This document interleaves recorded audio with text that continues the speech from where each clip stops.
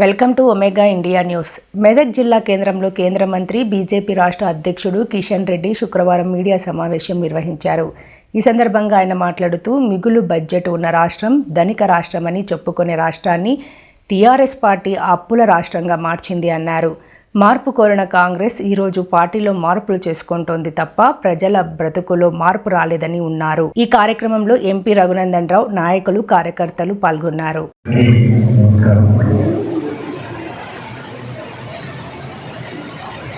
ఈ నెల 27వ తేదీన తెలంగాణ శాసన మండలికి సంబంధించినటువంటి పట్టభద్రుల నియోజకవర్గం, ఉపాధ్యాయుల నియోజకవర్గం, ఈ వర్గాలకు సంబంధించినటువంటి 3 శాసన మండలి ఎన్నికలు జరుగుతూ ఉన్నాయి. హైదరాబాదు, రంగారెడ్డి, మహబూబ్నగర్ ఈ జిల్లాలో మినహాయిస్తే యావత్ తెలంగాణ మొత్తంలో ఈ యొక్క ఎన్నికల పోలింగు, ఎన్నికల ప్రచారం జరుగుతాం. ఈ యొక్క ఎన్నికల్లో భారతీయ జనతా పార్టీ మాత్రమే అన్ని స్థానాలకు పోటీ చేస్తుంది. టీఆర్ఎస్ ఎక్కడ కూడా పోటీ చేయడం లేదు.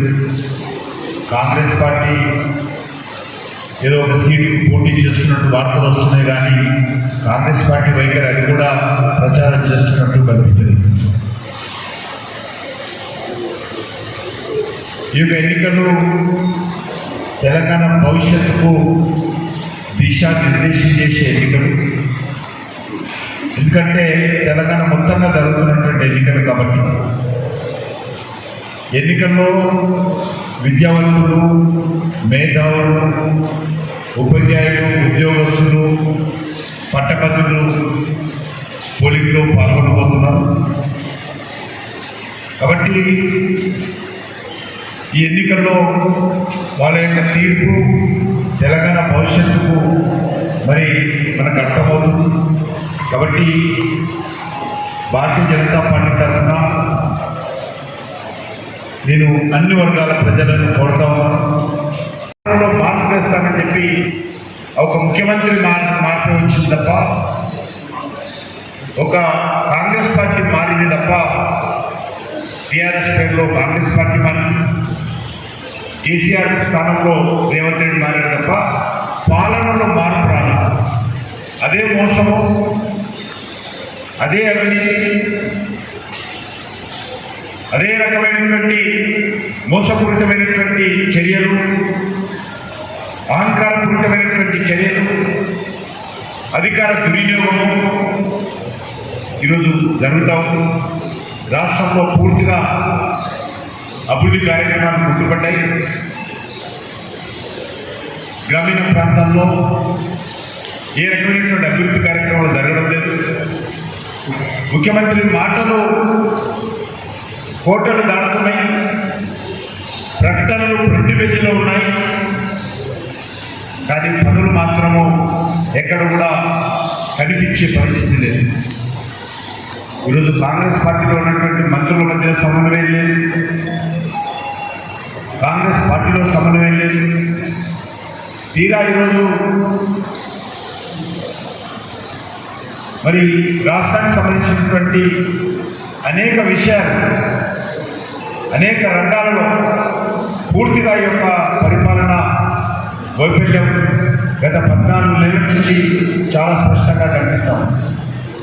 అందుకే ఈ ఎన్నికలు, ఈ యొక్క శాసన మండలి ఎన్నికలు ప్రజల తీర్పు ఏదైతున్నదో కాంగ్రెస్ పార్టీ వైఫల్యానికి వ్యతిరేకంగా ఈ తీర్పు రానున్నది. భారతీయ జనతా పార్టీ అన్ని స్థానాలను పోటీ చేస్తా ఉన్నాం.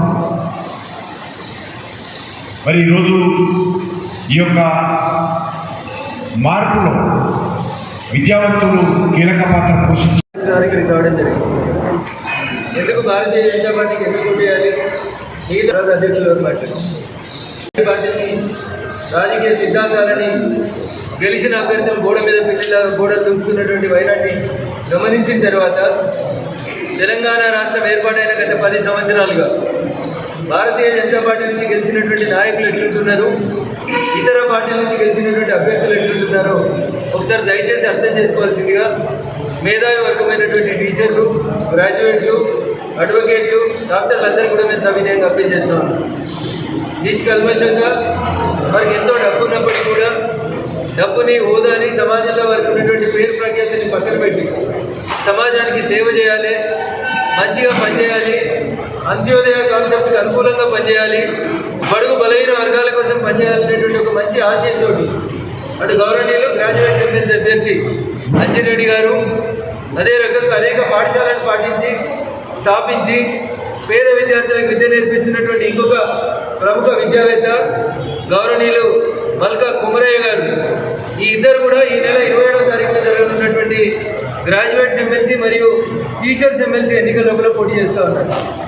వీరితో పోటీ పడుతున్నటువంటి ఇతర పార్టీలకు సంబంధించిన అభ్యర్థుల్ని ఒకసారి మనం గమనంలోకి తీసుకుంటే, అధికారంలో ఉన్నటువంటి కాంగ్రెస్ పార్టీకి టీచర్స్ ఎమ్మెల్సీలు పెట్టుకోవడానికి కనీసం అభ్యర్థులు లేరు. కాంగ్రెస్ పార్టీ నుంచి కూడా గతంలో ఉన్నటువంటి అభ్యర్థులకు ఇచ్చడం కాకుండా చివరి నిమిషంలో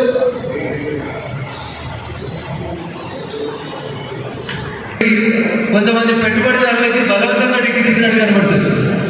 ఇవాళ దాకా కాంగ్రెస్ పార్టీ జిల్లాలో కనీసం ఎన్నికల ప్రచారం ప్రారంభించలేదు.